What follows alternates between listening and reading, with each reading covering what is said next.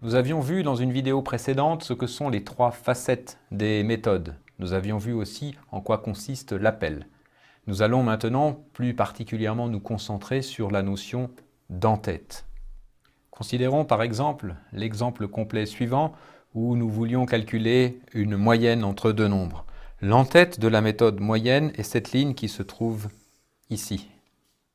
Toute méthode est donc caractérisée par un en-tête, c'est-à-dire la spécification de son nom, l'ensemble des paramètres que la méthode doit recevoir du reste du programme pour fonctionner et le type de la valeur de retour que la méthode va renvoyer au reste du programme.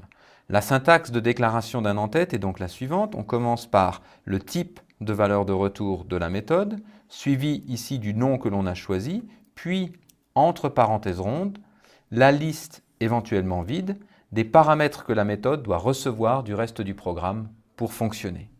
Au niveau de ce cours, on ajoutera encore devant cette en-tête le mot-clé statique, ici à cet endroit devant le type de retour.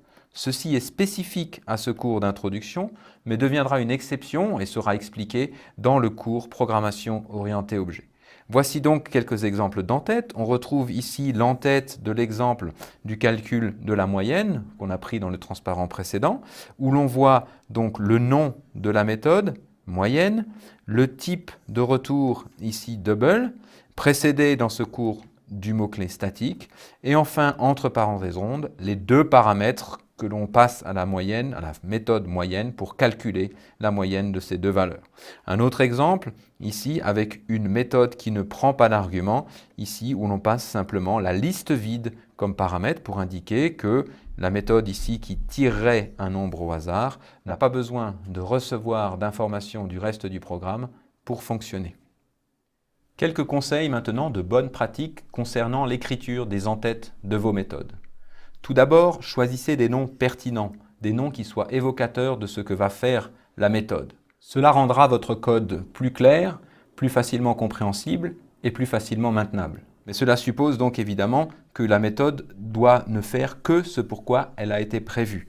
Elle ne doit pas avoir ce que l'on appelle des effets de bord, c'est-à-dire pas d'effets non désirés. Par exemple, si vous avez une méthode qui calcule la racine carrée d'un nombre, donc qui s'appellerait SQRT, qui prend donc un paramètre x de type double et qui retourne la racine carrée de x sous forme double, vous ne vous attendez pas à ce qu'une telle méthode écrive la valeur sur le terminal, vous envoie des messages d'erreur. Vous n'attendez qu'elle ne fasse qu'une seule chose, c'est qu'elle calcule effectivement cette valeur et la retourne au reste du programme sans polluer ni les sorties, ni faire quoi que ce soit qui ne soit pas voulu, qui ne soit pas donc un effet de bord.